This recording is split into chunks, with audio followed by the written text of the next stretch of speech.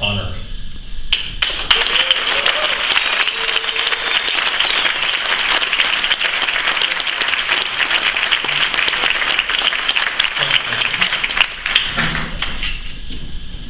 Well, you don't choose your passions in this world. Your passions choose you.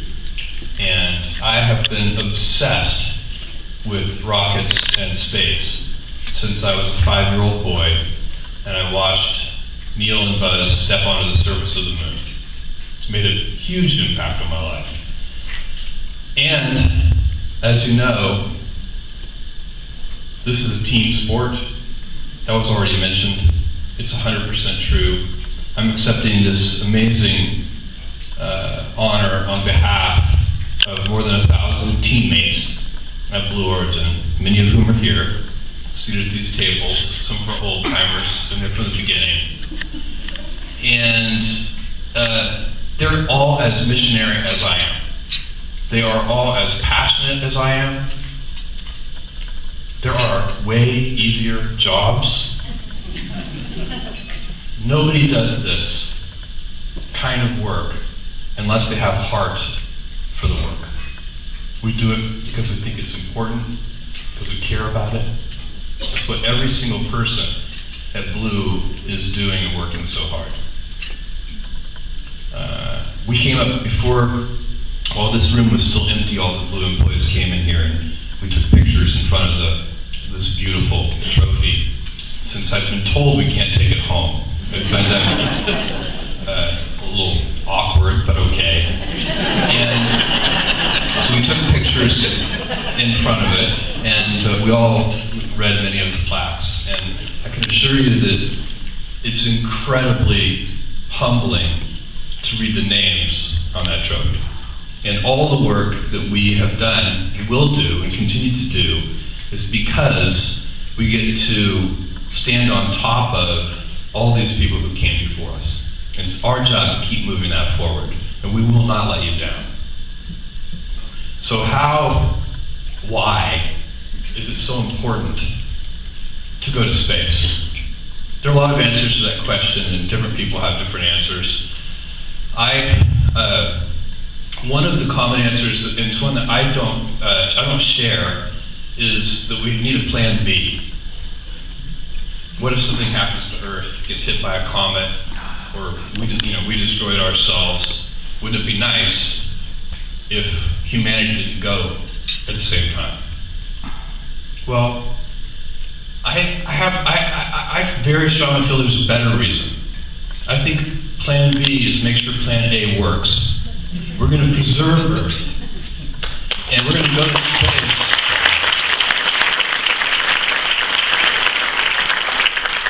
We're going to go to space to do that. We have now sent, as a society, as a civilization, robotic probes to every planet in this solar system. And believe me, this is the best one.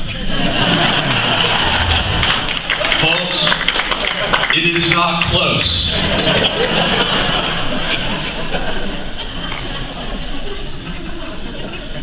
And this planet, if you think in just the timeline of a few hundred years, is finite.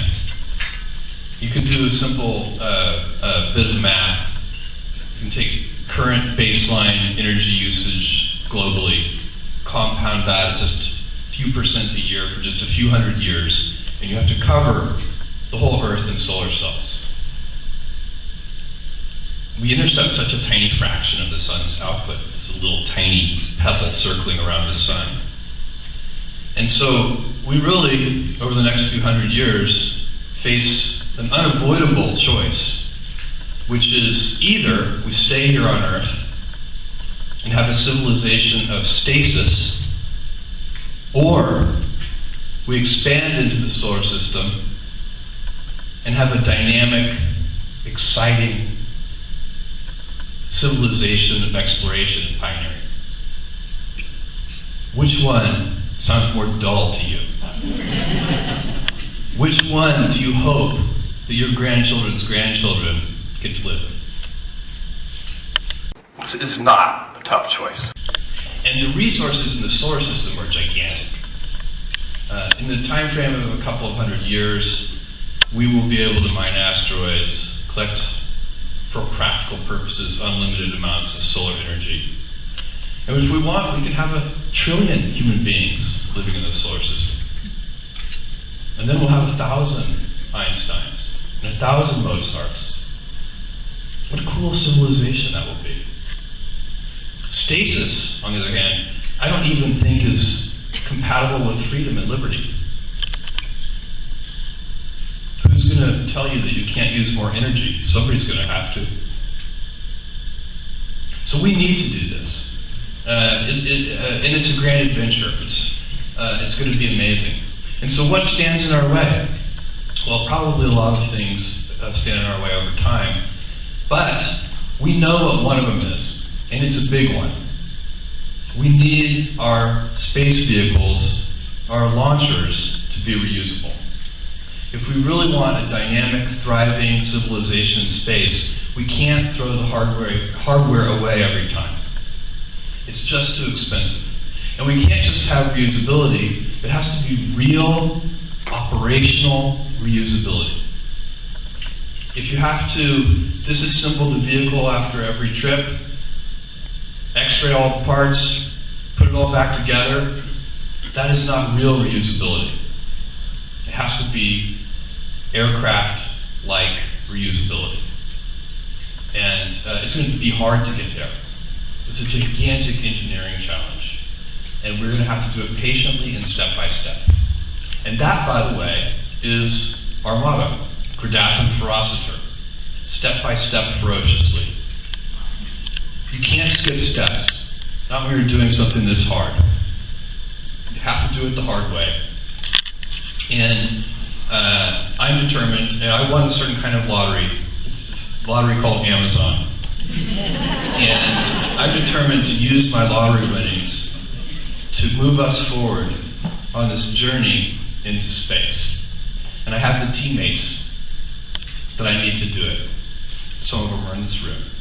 A bunch more of them are back in Seattle. The ones back in Seattle are just as proud of this trophy. We've also got some in Florida and some in Texas. Well, if we can lower the cost of space, then you'll see an entrepreneurial explosion in space. Right now, the price of admission is too high. You know, on the internet over the last 20 years, you've seen all these amazing entrepreneurial things succeed. Facebook and Snapchat and so on and so on.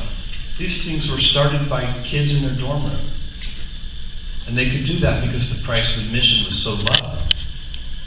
To succeed, to do anything innovative in space, I mean, I don't know, maybe you can do some CubeSats, or maybe some things you can do, but mostly the price tag starts at about $300 million and goes up from there. The price of admission is way out of the reach of college kids sitting in their dorm room. And so, if we at Blue Origin if I can take my Amazon lottery winnings and work with this brilliant team to reduce that cost of admission, then maybe 20 years from now, or 30 years from now, or 40 years from now, maybe we can have the same kind of dynamic entrepreneurial explosion in space that I've had the great privilege to witness and live through on the internet over the last 20 years. How cool would that be? Thousands of companies competing against each other, doing innovative things, failing, picking up the pieces, starting again. That's how you'll get real advancement. That's how we'll end up with first millions of people living and working in space, and then ultimately billions.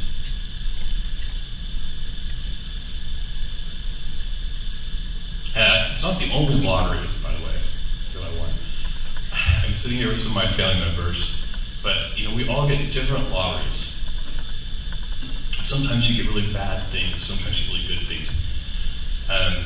One of the things that I have is I had great parents, and I reserve my highest respect for those people who had bad parents, and they still somehow made it through. That was not my thing. I didn't have that. I had great parents. My dad is a Cuban immigrant, came here when he was 16 by himself, My mom had me when she was 17. You know, she doesn't recommend that approach. But it worked out so well, and they have been so loving, and to my brother and my sister and I. And that is a huge, a different kind of lottery from the Amazon lottery, and one that not everybody gets. And so I just wanted to also thank my mom and dad. And mostly, of course, those 1,000+ Blue Origin employees who have made this possible and who are working on the next steps, even as we speak, for our orbital vehicle. So thank you guys for this. It is a huge honor. We know how lucky we are to have received this recognition, and we will do everything we can in the coming decades to make you proud of having selected us for this trophy. Thank you.